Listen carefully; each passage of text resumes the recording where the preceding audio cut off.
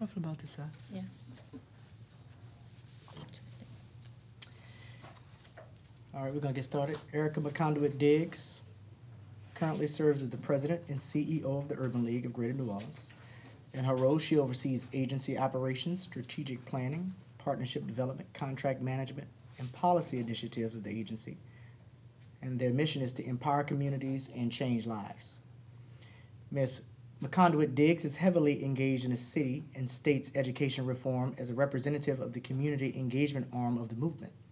In this capacity, she has served on numerous committees, including the Mayor's Education Task Force, Louisiana State Superintendent of Education John White's Student Task Force as co-chair, and the Recovery School District's Charter Application Task Force. Committed to education, she has served as an adjunct faculty member of Dillard University, where she taught courses in public health law and media law. She also has taught at Monroe College in New York, instructing courses such as criminal law, introduction to the American legal system, and current issues in criminal justice. Prior to being at the Urban League, she was the chief operating officer at the YWCA of White Plains in central Westchester, New York. In that role, she oversaw the general operation and programs of the agency, in addition to helping develop the social justice agenda for the country.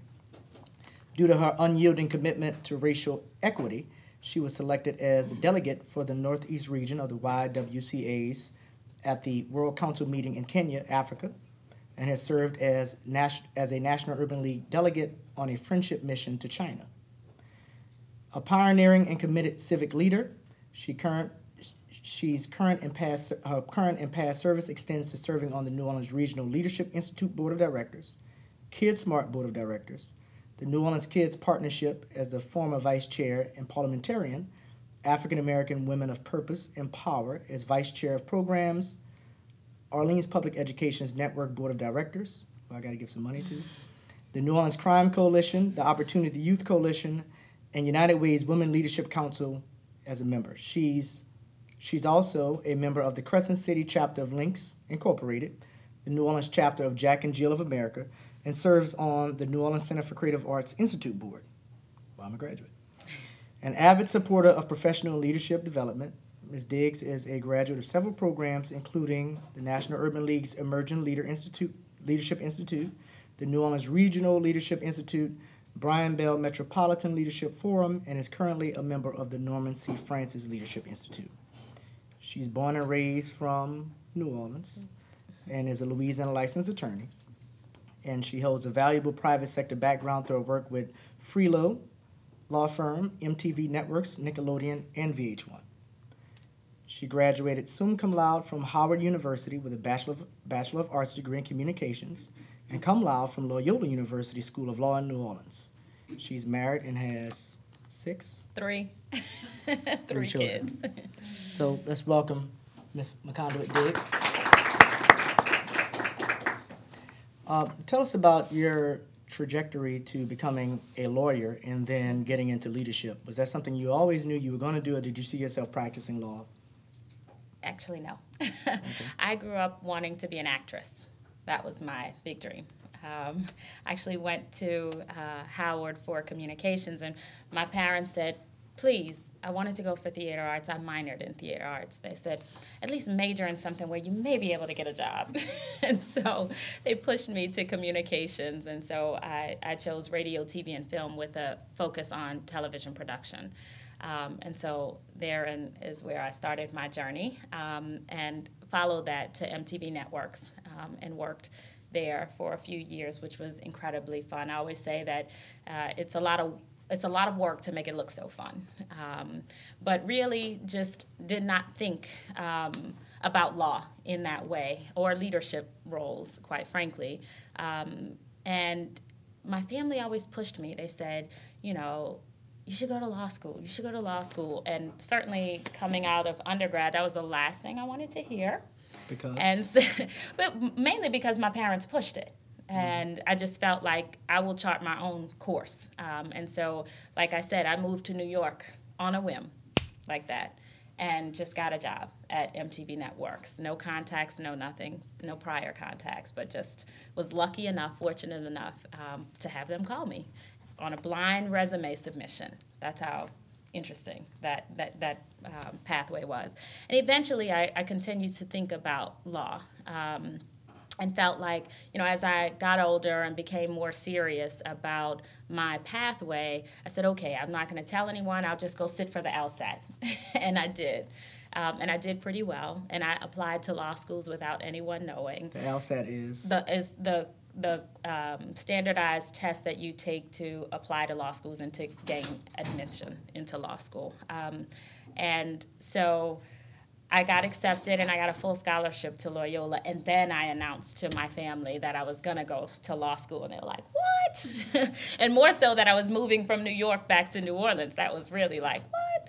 And so, but I had a child already at that point, which is really what kind of pushed me to start thinking a little bit more seriously. I had my first daughter when I was 23. And so really felt like, well, before she got too old, let me really get serious. And if I had to commit to 3 years of law school, I certainly didn't want to be raising a full-grown child at the time that I decided to go back to school. So I did it when she was 2, and we went to school together. She went to Loyola's daycare along with Urban's kids, and ended up, I completed law school at the time that she was then preparing to enter kindergarten. So time-wise, it worked out perfectly. And in my mind, I felt like, much like I started off wanting to be an actress, the courtroom would be my stage, right? I wanted to be a litigator, and I would try cases, and all that you really do in law is put on a performance, really, and win your client's case. That's I guess, minimizing it a bit, but in my mind, I went into it feeling like this would be a different kind of stage for me, and I can play many different roles this way. And so I did it, and I worked and clerked with firms in New Orleans and took the bar, passed it, and started working, and then Katrina hit. And that's when I actually made the switch to nonprofit management. I moved to New York. I was 9 months pregnant with my second child when Katrina hit. And that was an extremely difficult time for me. But I went back to New York because I had my first daughter in New York and felt like I was comfortable there. And I was meeting with a lot of lawyer associations, and they were like, oh, you can come and practice with our firm and sit for the New York bar. And I don't know, it's something in my spirit said, I don't want to do this here. And so I remember one of the attorneys came up to me and he said, look, I know that you want to do something different and you're not sure yet, but I have a friend who's the CEO of the YWCA, and she's looking to do something different as well. So maybe I can put you guys in touch and you can meet and just see where it goes. And he did, and I met with her probably 5 or 6 times. This had to be the longest courtship from a professional standpoint that I had ever had. But we were just trying to figure out what it was that I would be doing. And so I always say she's a great mentor to me, and I tell people she took a chance on me. I had no nonprofit experience. I actually feel like it is the most underrated career path that exists, and it provides such a wealth of opportunity for people to learn, to grow, to develop professionally, and yet we don't talk about it as we should. Working in the nonprofit sector. And I didn't know anything about it, quite frankly, but she figured out how to cobble together my skills and say, I think you can do this, and I think you come on as our director of special projects initially, and like in 3 months she said, you're going to be the chief operating officer, which is number 2 in the agency, and essentially right under her, and it was like a nearly $8 million organization, and that's a good size for a nonprofit. And I did it, and one of the first assignments she gave me was, we're going to revamp and restructure this program, and we're going to fire all these staff members. And I was like, what? My heart was palpitating. But she was such a strong mentor to me, and it was the right thing for the organization, and certainly it wasn't a good thing to do, but we figured out how to do it in the best way possible. And from that point on, I guess that was where I really got the leadership bug, if you will, because she was so strong, and I saw a woman who was openly gay leading an organization, having a major impact in that particular community, and she pushed me. She said, "You're going to take my seat, Cookie." She used to call me Cookie. "You're going to take my job. You're going to take my job."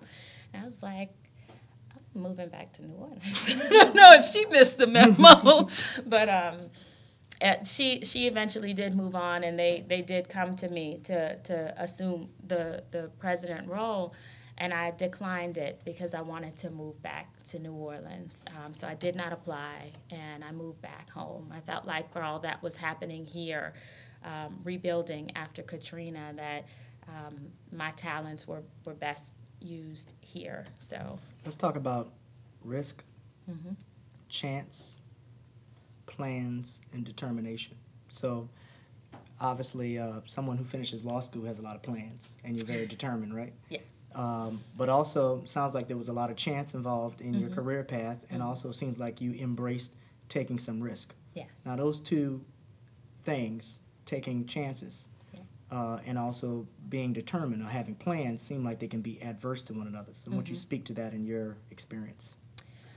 Sure. That's an interesting question, because I think that we can't progress, we can't change, we can't grow without risk and without knowingly assuming some risks.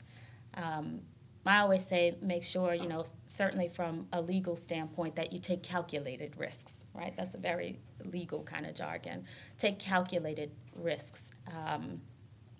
But when you overlay that with chance, right? I went through Katrina 9 months pregnant. I didn't know where I was gonna end up, right? It was by chance that I crossed paths with this particular person who referred me to the CEO of the YWCA, and I said she took a chance on me. That's what I said a little while ago. She took a chance on me, and she did. For me, I felt like it was a risk. At the same time that I was taking, I never worked in the sector. I knew nothing about it. I didn't know how to manage staff, a large staff. And so I think that, in life, you have to help destiny sometimes. I certainly believe that things happen for a reason, and people are put in situations for a reason. And you have to embrace those things. You cannot, one of the things I live by, and I push myself constantly, is you cannot be afraid to be brave. You cannot be afraid to be brave. You have to step out sometimes on faith. Do it responsibly, take calculated risks, but you cannot be afraid to be brave, because that is the only way that you will grow and make a difference. What makes a great leader? Being humble. I think a great leader is one who is humble, one who is willing to listen more than speak, one who is always open to learn. I think that, I love education, and I say as much as I like to teach it, I love to be a student, because there's always going to be something that I can learn. So I think a great leader is one that shows humility, who's willing to listen, who is willing to learn. But a great leader also has to be comfortable making tough decisions. My mentor, who I said at the YWCA, she used to say, Cookie, it's lonely at the top. That was her thing. It's lonely at the top, and you have to be okay with being lonely at the top. Sometimes it's going to come down to you, and you have to be okay with that. You have to be okay with being the deciding vote, making the final decision, leading in sometimes difficult situations. As at the Urban League, I can tell you, I sometimes champion causes that are not so popular even among the people the constituents that I represent. And that's a tough position to be in sometimes. But I think, that is what leadership calls us to do. And sometimes is to lead in not so popular territory and be okay with that. What was your most challenging professional moment to date? And how did you overcome it? Yeah. Wow. You know, I think my most challenging professional moment was assuming the role of president of the Urban League. Like I said, I never grew up ever saying that I would want to be the president or the CEO of anything. That's not something that we have a conversation with, particularly with young girls. You know, it's just not something that we say often, that you can be the president, you can be the CEO. So I never grew up thinking that I wanted to or that I could. And so when I stepped into this role, I'm a woman, I'm young, I'm Black, and so I felt there are many things that, you know, some would say would work against me being in this position. So maybe not Black for a civil rights organization, but certainly when it comes to sitting in the room around business council tables that a majority older white men, it makes a difference, right? You have to be able to gain their respect very quickly. The other piece is that although we are an organization that stands for equal access and equity, sadly, I'm only the second woman to hold this position in our 76-year history. That's tough. The first woman who held it was not so successful because, in large part, she was not supported. People did not want her in that role. And so she did not last very long, and by and large, people would not consider her time one of the more thriving times in the organization's history. So for me, it was, well, they had this prior experience that wasn't so great with a woman. And then, like I said, I'm young, and I probably look even younger than I am. And so I think people had to be able to wrap their minds around that. And that was difficult for me because I had been with the league as the executive vice president, the number 2, for several years. And so I knew the organization probably better than any other applicant at the time. But even a board with very strong women at the helm still really had a hard time thinking that I was ready. The organization was in a bit of a challenge at the time. We had financial challenges. This is certainly something that nonprofits go through. And I took it, and they asked me to be interim in the meantime. And so at first I said no, because I felt like if I did this, then it would just prolong the process, and they would delay it. And our national president and former mayor of New Orleans, Mark Morial, called me, and he said, you need to do this. You need to do it, because maybe they just need to see you in the role. And the organization needs you. They need the community. Everybody needs to see stability. And so I agreed reluctantly, and I did a kick-ass job, if I do say so myself.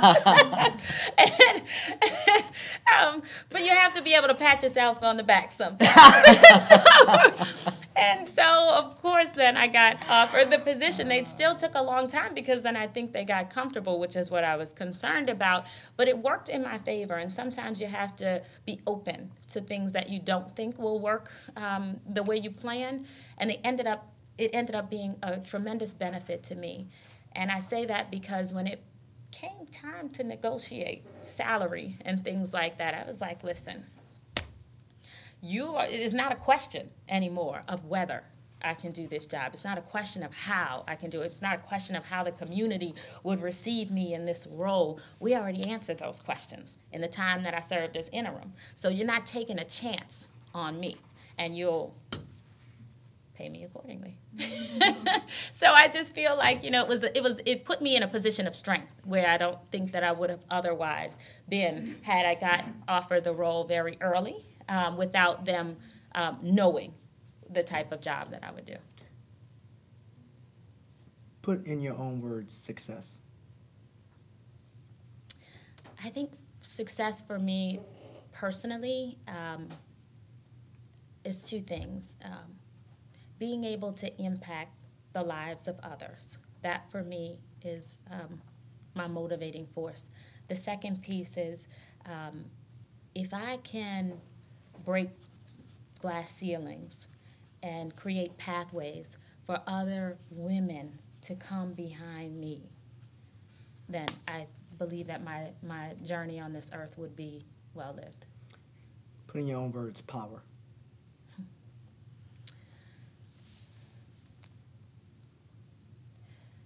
I think power, I would say, is synonymous with influence. And certainly some people equate power with money. Some people equate power with access. I think that what power is for me is being able to influence others.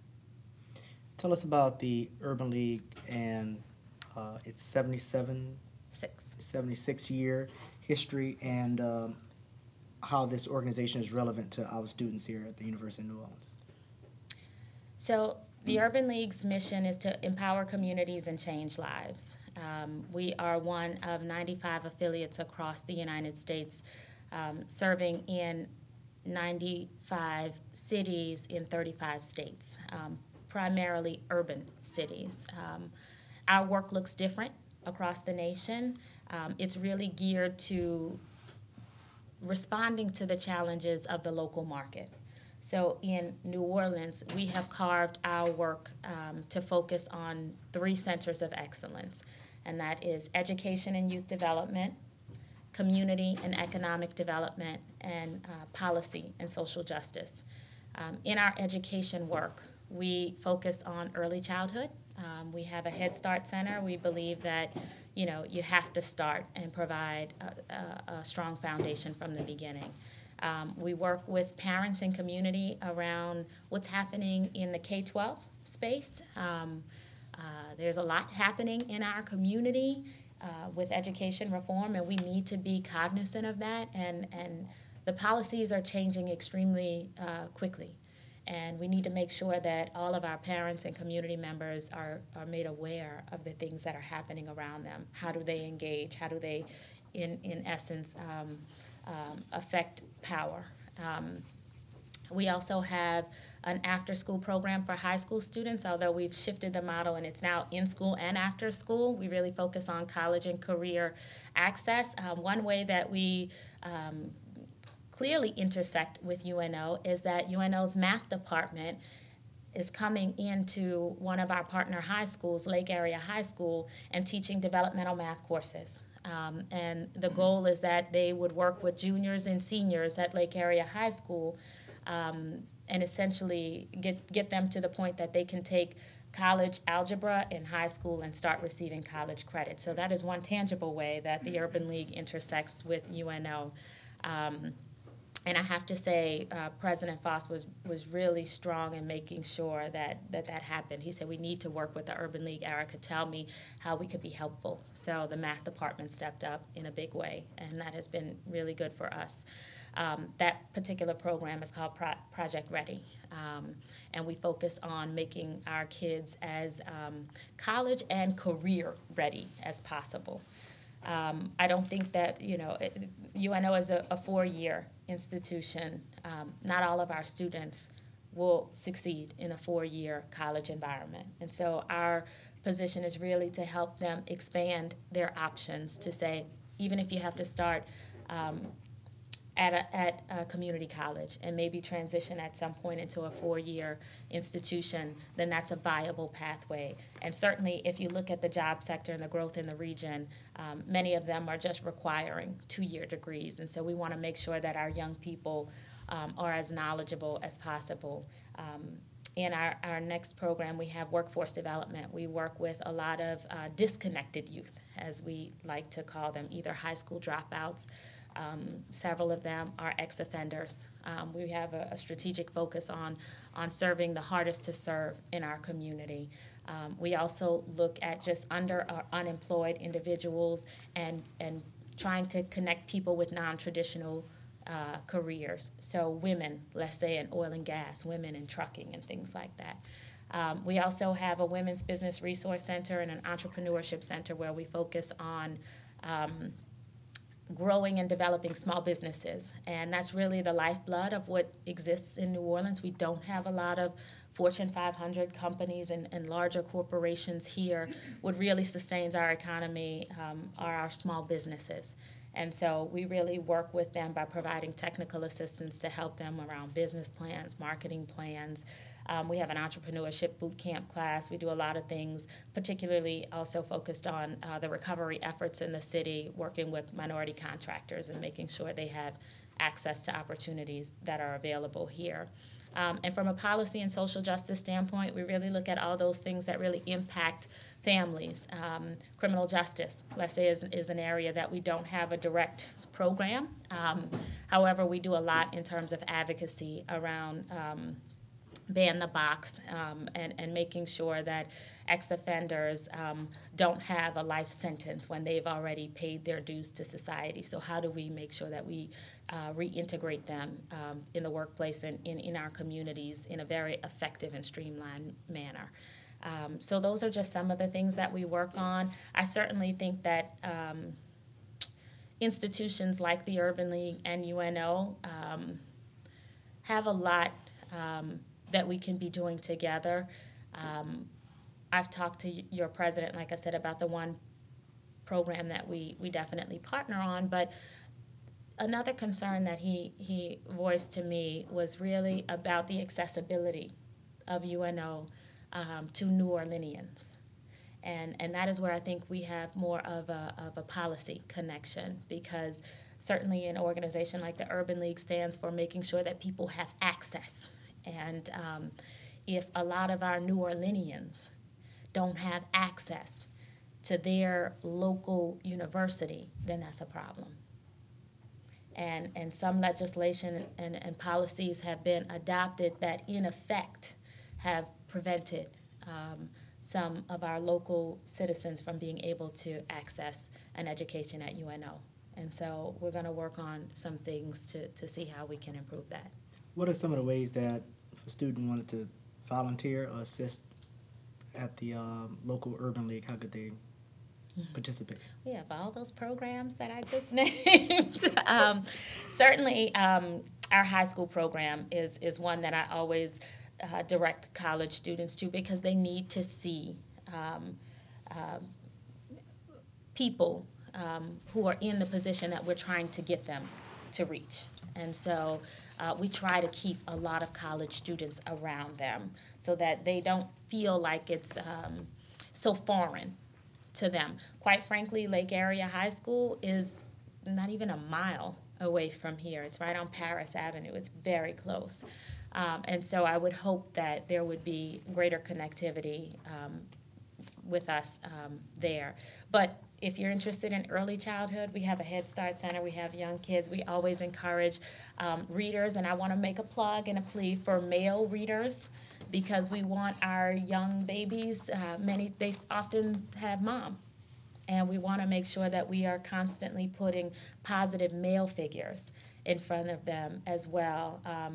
In early childhood, that field is dominated by women, and so you don't see a lot of men in the classrooms working with little kids. And so we've developed a male readers initiative, and so I certainly would welcome women could come too, but I want to make sure that I really push heavily on the fact that we need men to show up and to step up with our young people. Workforce development, if any of you guys have an interest in helping and counseling, we're looking for mentors constantly in that particular program. Like I said, these are individuals who have had challenges. in their lives. And so sometimes it's just having a positive person to connect to keep them on the right path, to keep encouraging them and motivating them. So you can always mentor. So there are tons of ways that you can get engaged with us. Describe for our students your perspective of the city of New Orleans right now.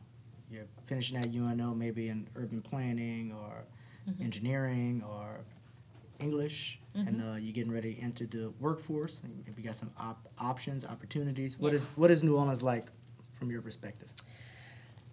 I think New Orleans is the best of both worlds. I say that because we know what an incredible and culturally rich city this is.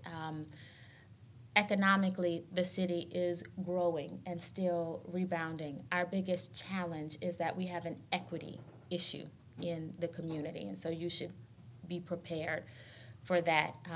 Not all people are sharing in the opportunities that are available in the region right now, and I'll say most specifically African Americans and even our Hispanic, our brown brothers and sisters are really struggling to prosper alongside their white counterparts. And so I think right now, as the city is in a growth phase, and will be in this phase for some time, I think, when you hear of projects like the biomedical corridor, we know that coming up, we see those beautiful buildings, shiny new buildings on Canal Street now.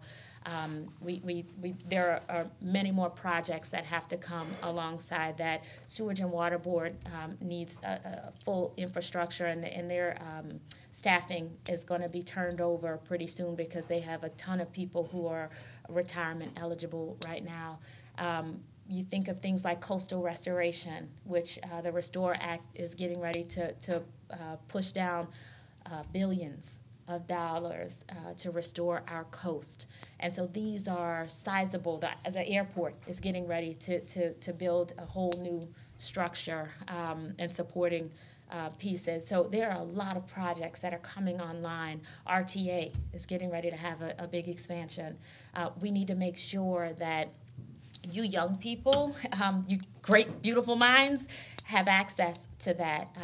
But we also need to make sure that we bring everyone, all segments of our community along.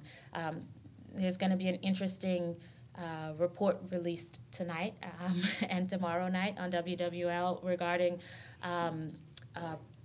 population projections for Orleans Parish and for Jefferson Parish. And it is projected that Orleans Parish will stay majority African American.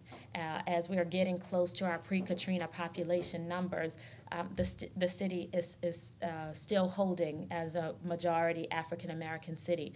Interestingly, Jefferson Parish, with the growth of African Americans and Hispanics in that particular parish, it will also be majority minority. And so that makes a difference. And so we need to make sure that when you think of things like language access, right, we have a growing Latino population in Louisiana. We need to make sure that, we're prepared as municipalities and as a state to serve all people in our community. And we have to think of that in terms of our social service systems, our education system, and our workforce development system, that people are able to access these opportunities. So I think New Orleans is in an interesting position right now, one that I certainly hope we make the most of in terms of making sure that all of our community can share in the opportunities available. Before we open up questions from our students, we do a word association and a prose questionnaire. So I say a word, you say the first thing that comes to your mind. I ask you a question, you say the first thing that comes to your mind. Oh, that's not good. You gonna be good. You ready? Sure. Success. Oh gosh, challenge. Politics. Challenge, corruption. I have to be honest, it was corruption. I know, it's true, but we are still struggling. And so I think we have new leadership coming online, but we have to get that under control. Civil rights. ongoing. Law school. Best degree you can get. Glass ceilings. Women. Education. Quality. Equity. Social justice. Struggle. Risk. Reward. What is your favorite word? Happiness. What is your least favorite word? Failure. What turns you on creatively, spiritually, or emotionally? Impacting other people. What turns you off? I was going to say liars, but I think it's probably broader than that. Just people who are, they lack integrity, I guess is really what I'm looking for. What is your favorite curse word? Shit. All of them. No, I feel like that's a hard one. I use them all, unfortunately. It's true. You told me to be honest. What sound or noise do you love? My kids' voices laughing. What sound or noise do you hate?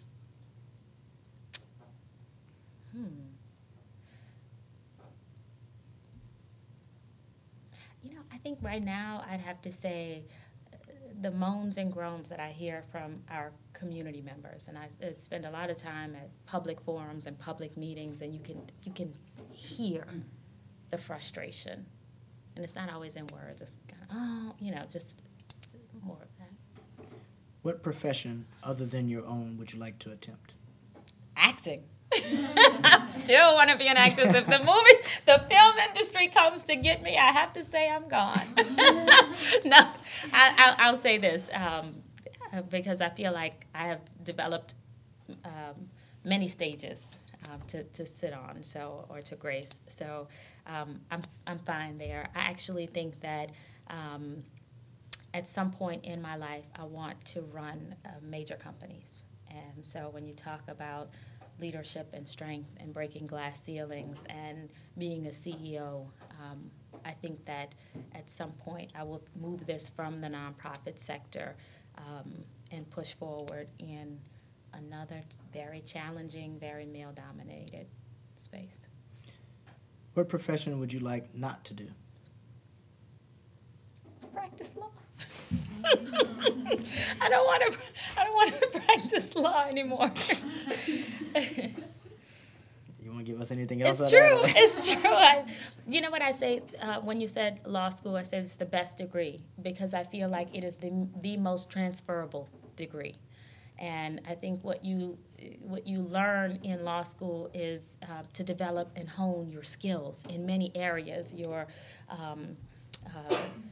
oral skills, your writing skills, your analytical thinking skills, your ability to attack a problem from multiple angles and be able to flip on a dime. And I think that all of those things are transferable skills. It doesn't hurt that you have familiarity with ethics and what is actually allowable in our society. Man, I certainly think that any job would take that skill set and find it valuable. And so you can go into any sector, quite frankly, and an employer would look very favorably on a person who completed law school. If heaven exists, what would you like to hear God say when you arrive at the pearly gates? You've done well. All right, let's open it up for Ms. McConduit-Diggs. Who's got the first question? The first female CEO of the Urban League, how long ago was that, and did you work with her? I did not. Probably about, I'd say, about 12 years ago. 10 years ago, 10 or 12 years ago. 12 years ago. Yeah. What made you want to get out of New York City? I mean, I know that you were raised here, but was there something specific that you didn't like about New York? I love New York City, and I feel like if I would ever live anyplace else again, it would be there, but they'd have to be paying me like $1 million.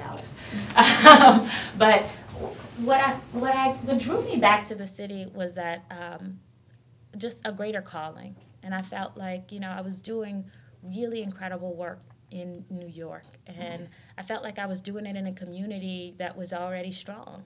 And I was, bird's eye view, keeping an eye on what was happening in the city. And my family's here, and so that obviously was a part of it. But I just felt like I could leverage more of the work that I was doing there here and really see it make a real impact. Next question. I have just started a very corporate internship, and it's still very weird and very intimidating to be in a room filled with a majority white men. So how did you navigate that? Do you have any tips and tricks? Yes. You know what? It's funny because I say as women, we have to be comfortable with using all tools at our disposal. And I think a lot of people, a lot of women, feel uncomfortable saying that. And what do you mean? So for me, what that means is I know that I'm going to be judged the minute I walk in the door. So I'm going to walk in looking Every time I go in there, they think I'm the secretary. Well, and that may be the case, but guess what? But show up dressed like the CEO, Yeah. right? Like show up dressed like the CEO. I dress to the nines every time. I know that I have to be in an environment with them, right? Because we can not really want to talk about it in our community, but physical appearance actually does matter.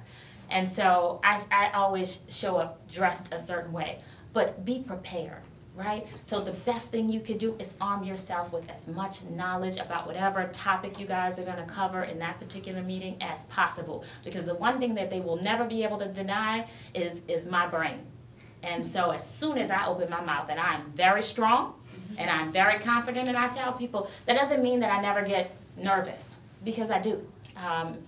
It's just that I push myself past it, because a lot of times, no offense, Irvin, but a lot of times men say some really stupid things, and they feel tremendously comfortable saying them in a wide audience. And so I know that if I arm myself, I am very smart. And so if I familiarize myself with the content area, there's nobody that can battle me. So you show up prepared and you show up confident, and I tell women, fake it till you make it. Fake it till you make it. I mean, because they say anything. And so you shouldn't ever feel like, as long as you come, prepared, you should never feel like inadequate in those circles. And so you sometimes have to push yourself through those nerves. And I tell people, take a seat at the table. I don't know, if you guys have read the book Lean In, I love it, right? But I feel like you have to take a seat at the table. It matters. If you show up and you sit in the back, they automatically write you off. You know. And you want to tell them a little bit about the book? Sheryl Sandberg is. She was the chief operating officer for Facebook, and she wrote a book, and it's essentially about her growing into a leadership role and just some of the challenges. She talks about, negotiating her salary. At some point, that's always a really tough thing for people to do, and I have an interesting story about that myself. But she tells her story and about sitting at the table. Take a seat at the table. You deserve a seat at the table. Know that you deserve a seat at the table, so take your seat at the table. I know when I was as great as my mentor was at the YWCA. Do I have time to just tell this quickly? Absolutely. So we were renegotiating my salary when I was going into the chief operating officer role. And she said, okay, so what do you want? What's your number? Flat out. She was that kind of person. And I said, I had thought about it before, the night before and stuff. And so I was like, okay. I had settled on 85. I was going to go in, and I felt like, okay, we can negotiate. I'll settle for 80, and whatever. I had my other back numbers in my head. I said 85, and she was like, huh, really? And in my heart, I'm like, oh Jesus, I blew it because I said too big a number, and she's going to think, oh really, miss? You think you're worth that? So she was like, interesting, because I was thinking more along the lines of 88. And it just floored me. That's how great of a mentor she was to me. And she was like, don't ever undercut yourself, Cookie. Like, you've got to know your worth. You've got to know your worth. And even if I can't pay you what you think you deserve, you come in and you say what you feel you deserve. And so it was a lesson for me, right? Number one, I did not go in fully prepared. I should have done more research to see what the other executives were making at the agency, and there's ways to find that out for nonprofits. But I hadn't done that. So I should have come in knowing what the number could have looked like. Although I was close, she obviously was thinking bigger than me. And she still gave me bigger than me. And it was a lesson I'll never forget. And like I said, even when it was great for me to negotiate my Urban League contract, I was ready at that point, because from that lesson, I never undercut myself. Never. And it was just a lesson well learned. What kind of company are you working for? I work for an insurance company, so they can be very cutthroat, and they're very, like, it's selling insurance. Mm-hmm. So, and I'm a lowly intern, but not, don't want to discount myself, but like I'm starting at the bottom, mm-hmm. and it's a very good opportunity, and I continue to work for that company. But that's a growing business. Yeah, it is. And so I just met with the person who's over the insurance, trade association, whatever, for the state, and it's interesting because they are looking for bright young talent right now. And so you're right, you do have a strong opportunity to grow and develop there, because they're looking to grab people like you in college and groom them. So show up and act like you're already at the top of the mark. Now don't go in there thinking that you know more, that you've been there 20 years, because I believe don't have that, the salary conversation right now. Not right now. She said she's just an intern, but I also know that work hard, and I feel like that's one of the biggest challenges that I see with young people coming out who are applying to the Urban League and other places, is that this sense of entitlement that you already deserve top dollar, you already deserve. You have to know your worth, but you also have to know that you have to pay your dues, in a sense that gain your experience. There's no greater teacher than experience. And so be willing. Sometimes I was willing to take a pay cut if I felt like it would better position me for something greater later. So it's not always about the salary, but you have got to take every opportunity, every experience as an opportunity to learn and hone your skills. I feel like if people ask me now, like, what are your strengths or what have you, I can say, like, I'm a hell of a writer. Like, I'm a strong writer. I think I'm well-spoken orally. I'm comfortable doing public speaking. I'm a strong fundraiser. I know that. I know the law. And I think I'm a good professor when Dillard allows me to to take the stage on occasion. But there are certain things that you have to know that you're good at, and I'm not good at everything, right? I think I'm a good manager. I would hope that my staff would say so, right? That I have been described as being firm but fair, and I think that I am a bit of both. So when I've been in uncomfortable situations where I've had to let people go, like I said earlier, you do it in the best way possible. By the time I ever have to let somebody go, they already know it. They already know it. And so I conduct myself and I lead my organization in such a way that nothing should come as a surprise, unless it's a damn good one. Next question. Going once. Going twice. All right, let's thank our guests. Thank you, guys.